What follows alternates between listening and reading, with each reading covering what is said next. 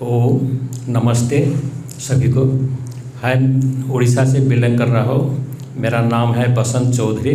हम उड़ीसा के आए हुए हैं। हमारा थोड़ा हिंदी ठीक से नहीं हो पाएगा, इसलिए हमको माफ़ कर लेंगे। तो यहाँ सबको अपना अनुभव जो बोलने के लिए बुलाया गया था, उसी तरह से हम 1 2 3 पॉइंट जो है हमारा मन में आ गया था, उसी को हम बोलने के लिए यहाँ आए हुए हैं।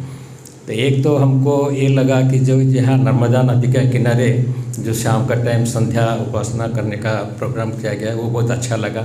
हमारा ये दूसरा शिविर है। पहले हम रोज सुंदरपुर में गए थे एक बार, उसके बाद ये सेकंड टाइम है।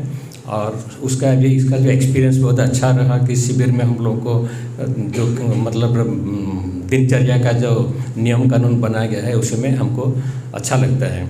और दूसरा है आचार्य जी का जो संध्या उपासना का बारे में जो बताया गया है, वो पहले हम लोग क्या होता है, संध्या उपासना करने के टाइम में अर्थ का ज्ञान नहीं हो पा रहा था।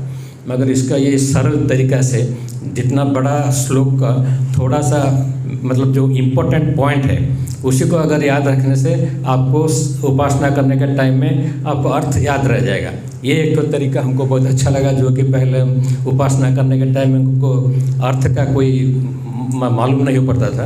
ये अभी याद रखने के लिए, जैसे हम संध्या उपासना जब हम लोगों को सत्संग होता है उड़ीसा में, हर रविवार को होता है ग्रुप में। और हमारे ज़िले में करीब 50 लोग 60 लोग ऐसा है कि जो हमेशा इकट्ठा होते हैं यज्ञ करने के लिए। तो उसी समय हम जो उपासना करते थे उसको भी याद रखना हमको बहुत तकलीफ होता है। बाद में वो सब याद हो गया, तो बिना किताब दे करके हम फिर भी अभी तक यज्ञ का जो श्लोक वगैरह है संस्कृत का, वो थोड़ा बहुत याद तो है हमेशा करने के बाद, मगर इकट्ठा किताब नहीं दे करके बोल नहीं पा रहे थे।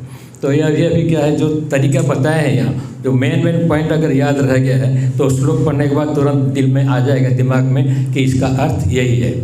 ये जो हमको यहाँ एक तो सुनने को मिला, जो एक तो तरीका हमको समझने में आया है, वो हमको आगे में बहुत काम में आएगा। और दूसरा जो है, अभी स्वामी विवेकानंद जी ने जो बताए थे कि बच्चों लोगों का बिगड़ने का जो 12 पॉइंट है, 12 तरीका है, मतलब ये 12 जो मिस्टेक है उसी में से बच्चे लोग बिगड़ सकते हैं। बिगाड़ने के लिए माता पिता आचार्य या संग साथी जो कॉलीग्स वगैरह है, इस जो ये थे, इसके बारे में हमको इतना जानकारी नहीं था। वो भी एक तो जानकारी, भले ही हम लोग रिटायर हो गए हैं। मैं बैंक में सर्विस कर रहा था, रिटायर हो गया है 2013 साल से। अभी मेरा उम्र करीब 71-72 हो गया है ऐसा। फिर भी इस लाइन में हम लोग आए बहुत देर, 60 साल के बाद, रिटायरमेंट के बाद ये सब हम आए।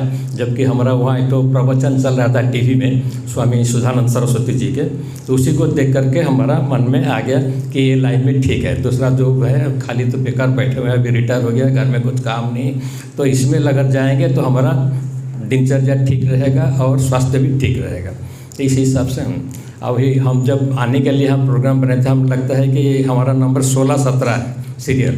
हम शुरुआत में ही जब पेपर में ये मतलब मोबाइल में देखा, व्हाट्सएप में, तो हमने तुरंत बुक कर दिया कि हम लोग जाना है।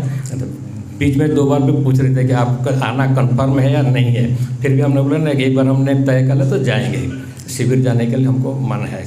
इसलिए हम आपका बहुत आभारी व्यक्त करते हैं। और स्वामी विवेकानंद का जी भी हमने बहुत आभारी व्यक्त करते हैं। इस हिसाब से नमस्ते करते हैं।